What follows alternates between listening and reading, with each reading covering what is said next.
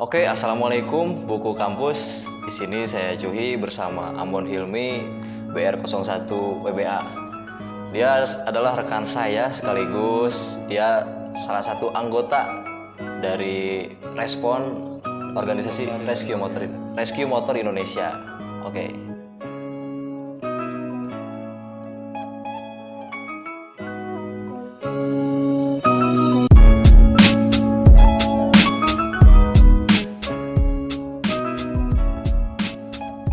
Oke, di sini kan lu sebagai dari tim Respon ya, Rescue Motor Indonesia. Nah, gue tuh pengen nanyain lah beberapa hal gitu yang terjadi di Cimanggu gitu. Nah, kebetulan betul. Kemarin kan ini Hilmi ini sebagai orang respon dari Rescue Motor Indonesia, bahkan bisa dikatakan dia orang pertama yang ada di lokasi. Gitu kan ya? Untuk yang respon mungkin iya ya. Untuk yang respon Besarnya ya. Oke. Nah, bisa nggak lu ceritain tuh pas awal mula longsor terus tiba-tiba lu langsung datang ke sana gitu? Jadi awalnya itu tanggal 9 Januari kalau nggak salah ya. Iya.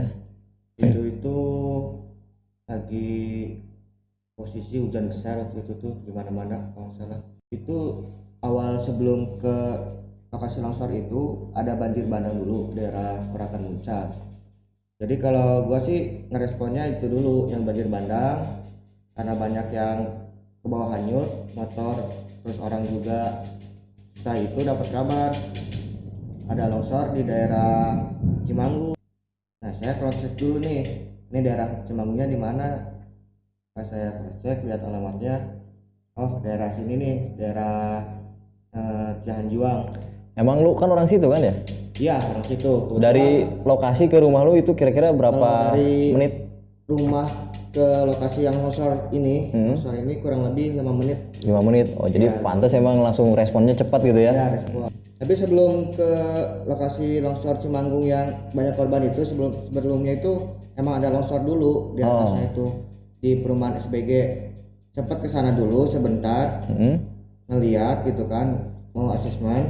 Tapi alhamdulillah untuk yang longsor pertama ini nggak ada korban.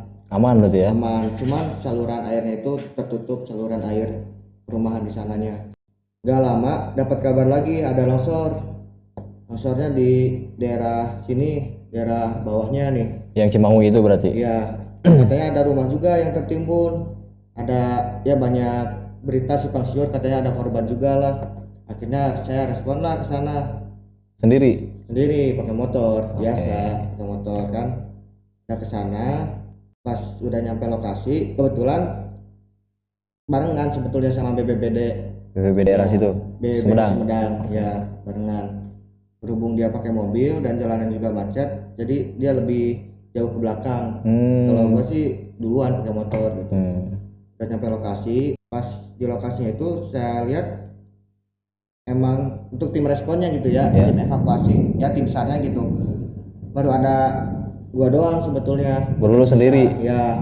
Berarti itu masih pakai baju biasa? Masih pakai seragam, udah pakai seragam. Oh, udah pakai seragam. Kan awalnya responnya. Oh iya, oke. Kan.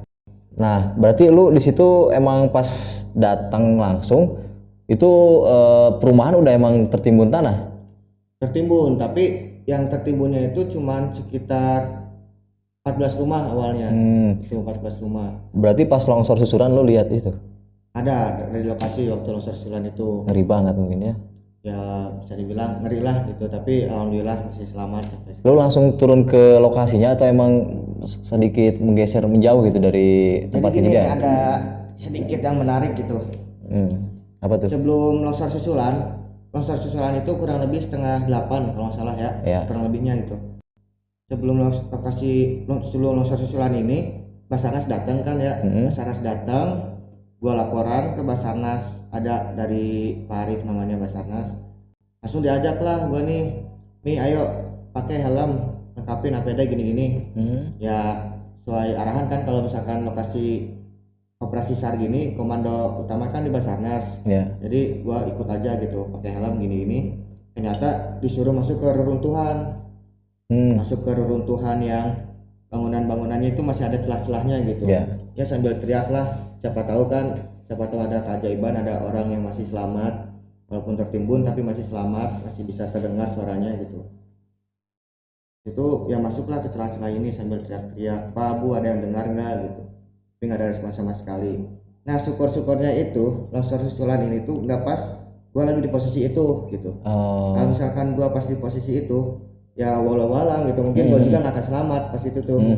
Berhubung setelah sebelum longsor susulan, pas gua udah masuk runtuhan, gua udah balik lagi ke bawah ke masjid, ke yang asesmen data dari yang ada Kapolres, dari Polsek Cimanggu juga ada Polsek ya lagi pada asesmen data, lagi pada nyata data gitu.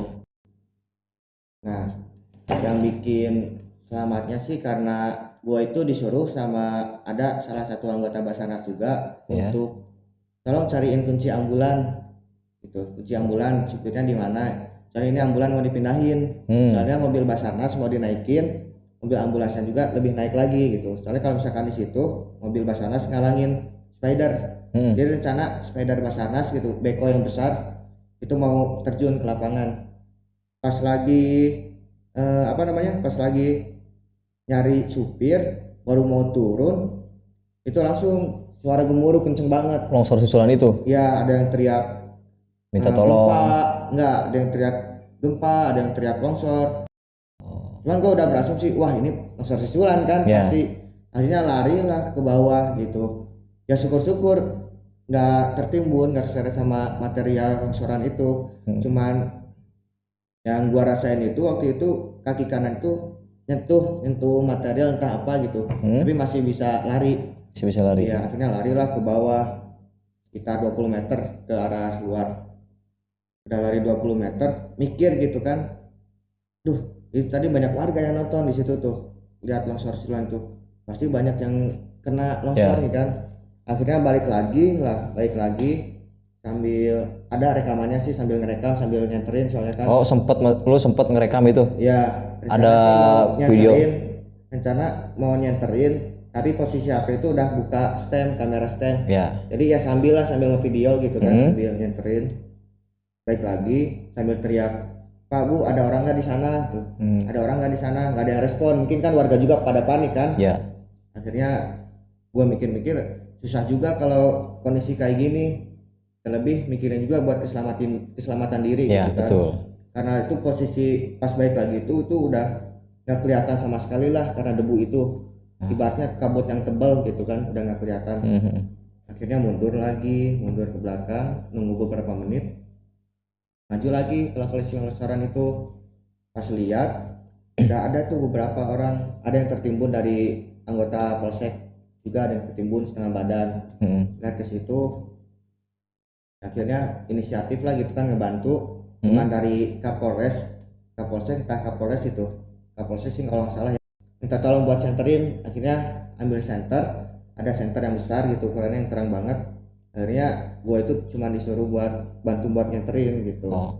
Ya gitu. Cuman beberapa lama mikir juga, ini yang Basarnas sama tim SAR lain pada kemana gitu kan. Akhirnya cobalah buat kesana buat laporan. Saya taruh tuh senternya ke mana? Ke kantor SAR. Dialihin ke orang lain yang ada di situ. Buat ngebantu yang posisi itu kan. Akhirnya gue mundur ke belakang, laporan ke Basarnas. Katanya udah jangan dulu ke sana, ini masih labil tanahnya. Masih labil gini. Akhirnya kan mau gak mau ya, berhubung gue itu ibaratnya di atas komando Basarnas, ya gue ikutin komandonya Basarnas itu, disuruh mundur. Akhirnya ya udahlah, saya mundur di situ, nunggu sampai beberapa menit sampai bantuan datang lagi gitu, personil. Lalu kan orang pertama ya, sekaligus lu lihat kejadian longsor susulan itu. Itu kan mungkin lu juga lihat orang tertimbun. Kira-kira lu sebagai orang potensi SAR, lu nangis gak atau ada gak sih sedih gitu atau gimana? Atau udah biasa gitu lihat yang kayak gituan? Sebetulnya pas awal terjadi longsor susulan itu, rasa panik sih ada sedikit ya, rasa panik. Rasa sedih belum ada, rasa sedih kayak itu belum ada, panik pun sedikit. Jadi makanya mundur juga karena panik itu kan. Tapi setelah masuk kembali ke longsor susulan itu, lihat banyak korban, dapat laporan dari tim SAR, potensi SAR ini ada yang jadi korban juga, yang menghilang awalnya kan, menghilang gitu. Udah mikir, wah ini pasti dari kita juga gitu, banyak yang jadi korban. BPBD ada, dari Polsek juga ada, bahkan dan Ramil kemarin kan menjadi korban juga. Di situ gua ngerasa, aduh, kok gini banget gitu kan. Terlebih lihat banyak korban yang patah tulang, yang robek-robek, yang berdarah-darah. Di situ posisi nggak bawa alat medis sebetulnya, medkit gitu kan, nggak bawa di situ, jadi merasa nggak bisa ngebantu, akhirnya sedih lah. Ya nenangin diri, mencoba mundur lagi kan ke yang daerah aman.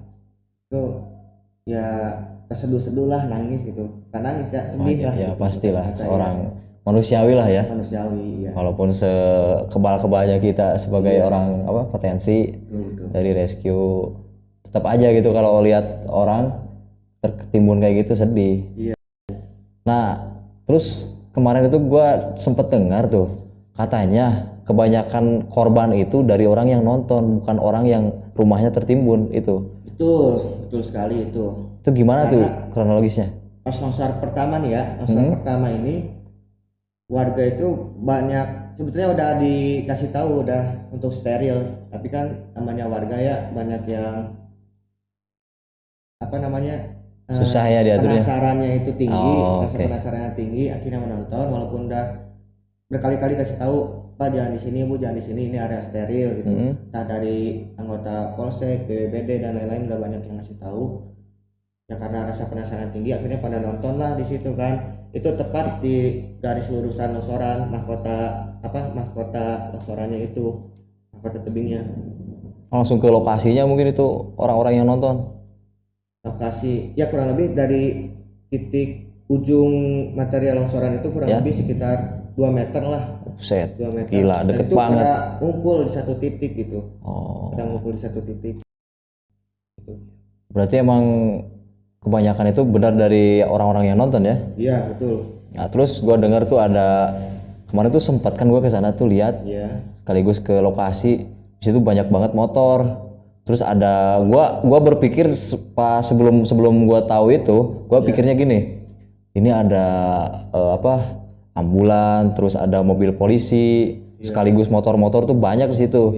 Nah, gue berasumsi kayaknya ini perumahan ada juga penghuninya polisi di sini, sampai-sampai mungkin ini ada mobil tertimbun, dan ternyata setelah lu jelasin emang ternyata polisi juga salah satu korban gitu ya. Betul.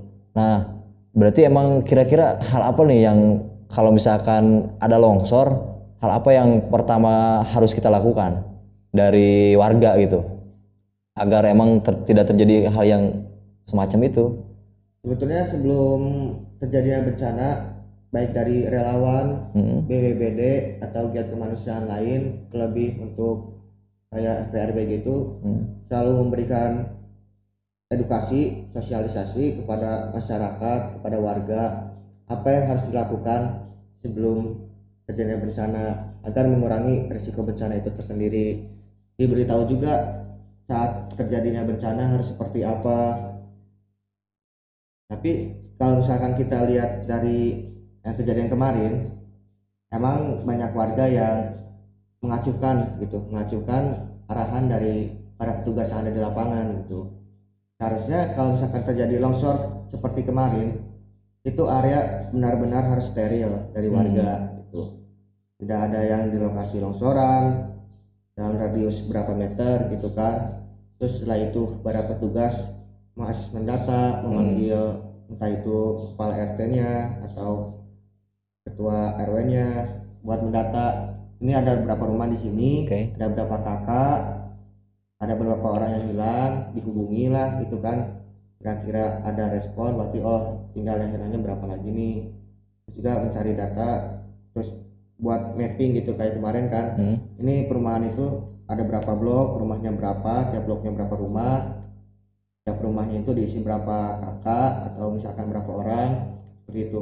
Ya mengasihkan data lah gitu, mencari data biar kita jelas apa yang bakal kita lakukan selanjutnya kayak gitu. Itu kemarin evakuasi berarti lu dari awal sampai Gua dari hari pertama sampai beres. Sampai beres itu hari. 10 hari Iya, 10 hari. pencarian itu. Pencarian 10 hari, iya. Itu berapa korban tuh? Nih. Untuk yang korban dalam kondisi meninggal dunia ya, mohon maaf. Ya. Untuk yang meninggal dunia itu sekitar 40 totalnya. Gila. 40 korban. 40 orang. Ya, dan Gila. di dominannya itu untuk korban longsor susulan yang warga-warga ini. Untuk yang korban pertama itu kalau tidak salah cuma 8 orang. Korban longsor susulan pertama. Longsor pertama. Longsor pertama 8. 8. Untuk yang susulan ini berarti 32. 32. Berarti emang gila benar. 40. Banyak, ya. Untuk korban selamatnya yang tertimbun itu ada 3 orang. Terus untuk yang luka berat atau luka ringan itu sekitar 27 kalau tidak salah ya. 27 ya. Berarti lu udah berapa tahun jadi orang rescue kayak gini? Berapa tahun ya? Pokoknya dari sekitar 2015 pas masih sekolah. Pas masih sekolah SMK? Iya, SMK. Oh, berarti emang udah aktif dari SMK? Iya, tapi untuk waktu di sekolah itu bukan di RMI ini, di motor ini bukan. Ada di organisasi di sekolah pramuka gitu. Di situ mulai pramuka di luar sekolah sebetulnya ya, Sakawira Kartika gitu. Di mana tuh, di Bandung sama? Di Karawang. Oh, dari Karawang. Di Karawang ya, Sakawira Kartika Karawang. Di situ kan ada Krida penanggulangan bencana yang masih satu bidang, masih satu frekuensi ke pertolongan ini kan. Di situ diajak sama senior sama yang tingkat lah gitu kan, yang lebih ini disuruh diajakin ada operasi SAR, ada laporan nih, ada orang tenggelam di daerah alun-alun, daerah Citarum situ, siapa yang mau ikut? Akhirnya nunjuklah ke gua nih mau nggak ikut? Ayo. Oh, mungkin di situ awal mula mulai ikut SAR. Ya. Okay. Dan itu menjadi operasi SAR yang paling berkesan sampai saat ini. Apa tuh yang bikin berkesan? Karena yang paling berkesannya gini, pertama kali ikut operasi SAR, pertama kali terjun langsung, di situ pas masuk ke lingkungan itu, benar-benar orangnya itu sangat-sangat welcome. Entah itu mau ke yang awam, entah itu mau yang ke udah profesional, itu benar-benar welcome. Ya. Yang awam selalu dikasih tahu, diarahkan harus gini, nggak ada yang jago-jago kayak hebat-hebat lah waktu itu kan. Okay. Berhubung awam jadinya langsung disuruh turun ke perahu. Satu perahu itu ada dari anggota PMI dan ada dari Sagara juga. Nah, dari yang Sagara ini yang baik banget gitu kan, yang selalu ngarahin di situ mencari korban, penyisiran gitu kan, penyisiran sungai. Itu di Karawang tuh? Iya, di Karawang. Pertama kali operasi SAR di situ langsung nemuin korbannya di perahu yang lagi dinaikin gua gitu. Itu pas pertama kali langsung nemu korban? Iya. Lu kaget nggak, takut nggak, atau apa yang lu rasain waktu itu? Nah, berhubung dari awal mungkin nggak ada rasa takut sama sekali ya. Nggak ada rasa takut sama sekali. Cuman yang bikin ininya tuh bingung gitu. Dia harus ngapain gitu. Akhirnya nanya, diarahkan sama yang dari yang lebih profesional ini kan, bisa dibilang senior lah gitu kan. Okay. Diarahkan, ini pakai latex gitu kan, meskipun yang karet itu. Angkat bagian pinggang gitu. Ya pokoknya diarahkan gitu sampai si korban ini naik ke perahu, naik ke perahu RCR. Itu di laut? Di sungai. Oh, di sungai. Di Citarum di Karawang ya. Oh, gitu. Okay. Itu langsung pas sudah dinaikin ke perahu, yang perasaan yang ada di dalam diri gitu, bangga gitu. Bangga ya? Bangga udah nemuin korban nih, yang dicari sama puluhan orang gitu kan, ditemuin sama perahu yang lagi dipakai gua gitu. Oke. Jadi bangga. Keren juga lo. Nah, di situ mulailah jadi tertarik dengan giat operasi SAR ini. Jadi aktif di giat operasi SAR. Nah, berhubung setelah lulus itu nggak ada wadah nih kan, akhirnya inisiatif buat bikin rencananya gitu. Bikin apa? Bikin organisasi. Masih bingung awalnya. Akhirnya nemulah di Instagram Rescue Motor Indonesia, nanya-nanya gini-gini ini. Akhirnya mendirikanlah di Karawang ini RMI ini. Awalnya gue tuh di Karawang RMI-nya. Berarti lu sebagai pendiri di situ? Pendiri bisa dibilang gitu. Cuman 3 orang waktu itu. Kenapa lu bisa, kan lu RMI Kerawang nih. Iya. Kenapa tiba-tiba bisa di Bandung gitu? Karena gua orang Bandung sebetulnya. Oh, orang Jadi Bandung. pas pindah ya sempat kerja di Karawang. Ya. Setelah udah nggak kerja pindah ke Bandung. Akhirnya berhubung RMI pusat ini lokasinya di Bandung. RMI Bandung ini bisa dibilang RMI pusat juga kan. Akhirnya sama ketua umum ditarik lah. Di mutasi lah ibaratnya gitu. Tarik ke RMI pusat. Tuh. Akhirnya ya udah jadi RMI pusat sampai sekarang gitu. Mending minum dulu bro, tehnya bro. Sayang banget nih, dingin. Teh nih ya. Teh itu. Ini. Teh Gia ini bro. Manis kan?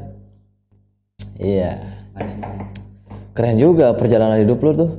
Nah, maksudnya lu kan sebagai, lu masih muda nih, umur lu berapa? 21. 21. Di umur yang 21 ini, tapi lu dari 2015 udah mulai aktif di organisasi yang dominannya kemanusiaan gitu, apalagi rescue yang langsung terjun menghadap lokasi dan pencarian gitu kan. Kalau menurut gue itu apresiasi banget, itu luar biasa. Karena gue kalau misalkan lihat itu belum tentu ada mungkin perasaan sedih atau mungkin gue nangis itu. Kan nggak boleh juga kan kalau misalkan seorang potensi nangis gitu kan. Boleh aja sih, manusiawi itu mah ya. Cuman buat mentalnya kuat gitu kan, lagi diasah terus gitu. Tapi lu juga pernah mungkin ya nangis pas di kejadian kayak gitu? Ya, salah satunya kan yang terakhir tuh yang di Cimanggung. Yang di Cimanggung itu gila tuh, gua lihat berita ngeri banget tuh. Gua tuh pas waktu itu lagi di rumah, pas denger ada dari temen tuh di Cimanggung banjir katanya. Banjir sekaligus pas nggak lama itu longsor gitu. Gila. Di mana-mana waktu itu bencana, di mana-mana banjir longsor. Ngeri banget tuh berarti. Nah, lu bisa ini gak sih? Coba deh, gue pengen tahu nih organisasi lu, Rescue Motor Indonesia itu apa? Rescue Motor Indonesia ya. Jadi Rescue Motor Indonesia ini organisasi nirlaba sebetulnya ya. Jadi yang bergerak di bidang kemanusiaan. Kita pure relawan. Jadi awalnya sih kita cuma ada satu bidang, RMI ini. Disingkat RMI gitu kan, biar simpel aja. RMI ya. RMI ini awalnya cuma bidang gitu. Terus untuk saat ini alhamdulillah udah mengembangkan lagi menjadi ada bidang mitigasi bencananya. Jadi yang rescue ini fokus untuk responnya, evakuasi korban, pencarian dan pertolongan. Dan untuk yang mitigasi bencana itu seperti edukasi, pengelolaan risiko bencana gitu kan. Ya selalu kayak gitu, ibaratnya PBBD lah. Jadi gimana mengurangi risiko bencana, terus apa aja yang harus dilakukan saat ada bencana, lebih ke sosialisasi lah gitu. Keren juga tuh. Berarti udah menyebar di Bandung dan Karawang gitu. Untuk RMI sendiri alhamdulillah udah ada di Karawang, di Bandung, terus di Pematang Siantar juga ada, di Cirebon ada. Itu emang udah gede banget ya, udah luas. Ya belum ada sih di tiap kota itu, cuma ada di kota-kota tertentu sih. Nggak semua tiap kota ada gitu. Ya, tapi keren juga tuh. Setidaknya udah menyebar gitu ya. Alhamdulillah. Masing-masing dari ininya udah ada anggota lah. Dari masing kotanya gitu. Rescue Motor Indonesia berarti anggotanya harus punya motor atau emang kita semua anggota pakai motor gitu? Nah, ini nih yang banyak orang salah mengartikan gitu. Apa Rescue tuh? Motor Indonesia, motor. Banyak yang bilang, oh berarti ini giatnya harus pakai motor terus nih, motor-motoran gitu kan, kemana-mana kooperasi motor.